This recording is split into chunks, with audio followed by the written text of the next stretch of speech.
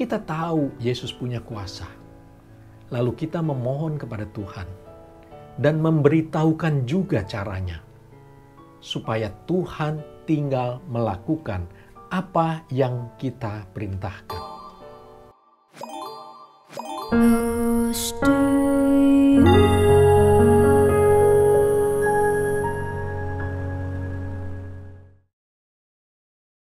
Shalom, selamat pagi Bapak Ibu yang terkasih dalam Tuhan. Kembali kita berjumpa dalam acara Close to You. Dan renungan firman Tuhan pada pagi hari ini berjudul Percaya Saja. Saat kita menghadapi berbagai masalah di dalam kehidupan ini, seringkali kita mendengarkan nasihat dari sahabat, dari saudara, dan hamba Tuhan yang mengatakan, serahkanlah dan percaya saja kepada Tuhan. Perkataan yang sangat mudah didengar, tetapi sulit sekali ketika kita harus menjalankannya. Peristiwa ini dialami oleh Yairus ketika anaknya sakit dan ia sujud di depan kaki Yesus dan memohon supaya Yesus datang dan meletakkan tangannya di atas anak itu, supaya selamat dan sembuh. Kita baca di dalam Markus 5 ayat 22 sampai 23. Markus 5 ayat 22 sampai 23. Datanglah salah seorang kepala rumah ibadat yang bernama Yairus. Ketika ia melihat Yesus, sujudlah ia di depan kakinya dan memohon dengan sangat kepadanya. Anak perempuanku hampir mati. Datanglah kiranya dan letakkan tanganmu atasnya, supaya ia selamat dan tetap hidup. Di ayat tersebut, Yairus datang kepada Yesus karena ia percaya Yesus punya kuasa dan dapat menyembuhkan anak perempuannya. Bahkan, ia memberitahukan Yesus caranya, yaitu Yesus datang lalu meletakkan tangannya di atas anaknya, maka anaknya akan menjadi sembuh.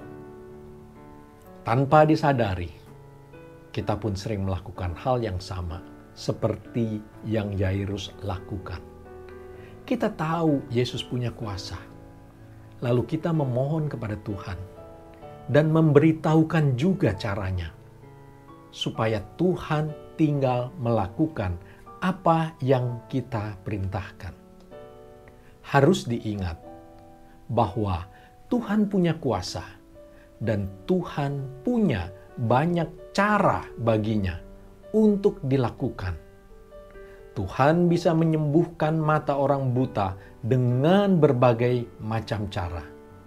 Di Betsaida, di dalam Markus 8, Yesus meludahi mata orang buta itu dan bertahap ia menyembuhkannya. Di dalam Yohanes 9, Yesus menyembuhkan orang buta yang sejak lahirnya dengan mengaduk tanah dengan ludahnya, lalu menyuruhnya membasuh dirinya di kolam Siloam. Dan juga di Matius 9, Yesus menyembuhkan mata dua orang buta hanya dengan menyentuh mata mereka. Dari sini, kita bisa ketahui bahwa Yesus punya cara tersendiri untuk menyembuhkan, untuk menolong kita dari masalah kita. Yesaya 55 ayat yang ke-8 dikatakan rancangan Tuhan dan jalan Tuhan berbeda dengan rancangan dan jalan kita.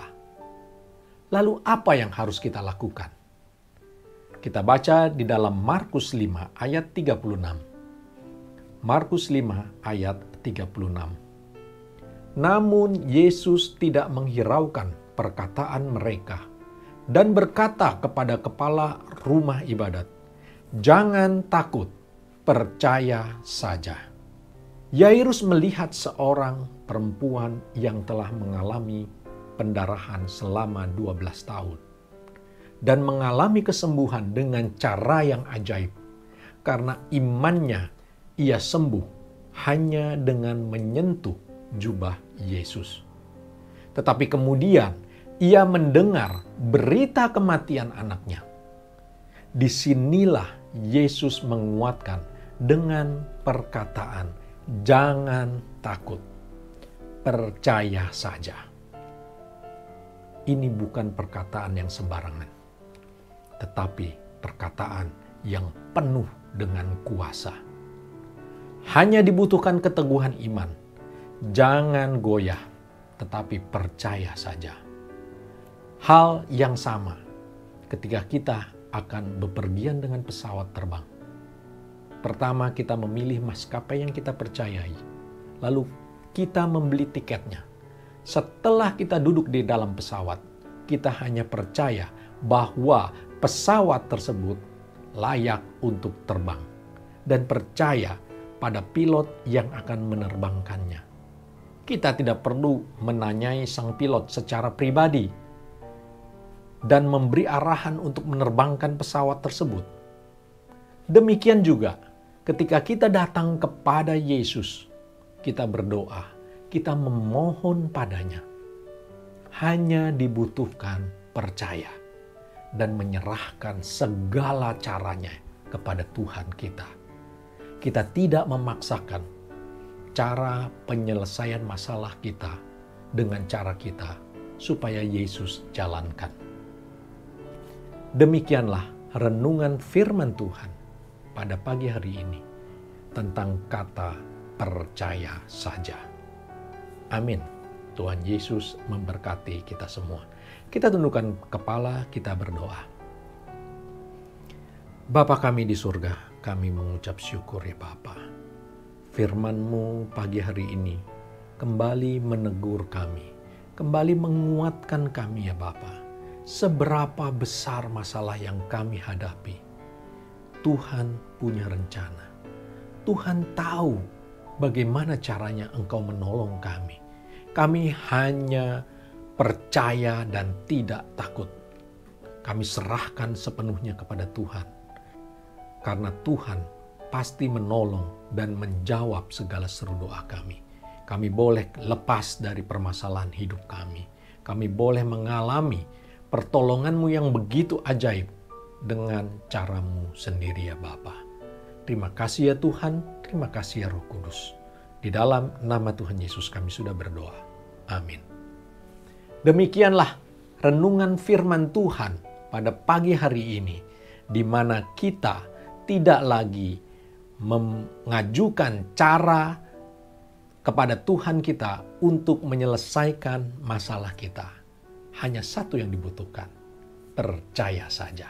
Sampai jumpa di acara Close to You berikutnya. Tuhan Yesus memberkati kita semua. Close to You.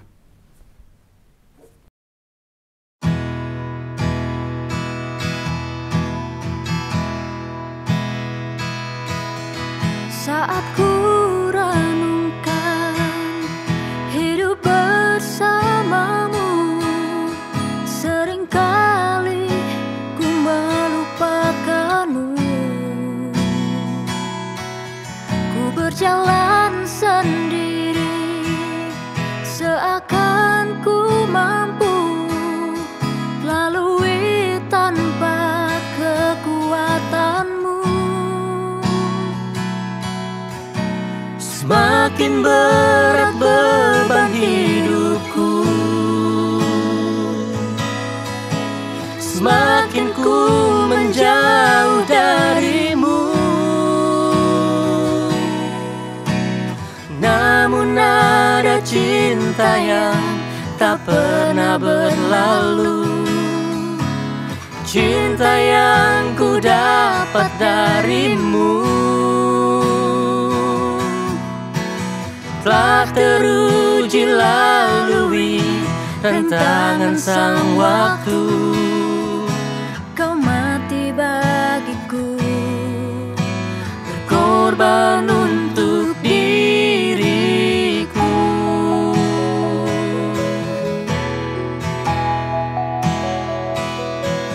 Saat saat ku renungkan hidup bersamamu, seringkali ku melupakanmu.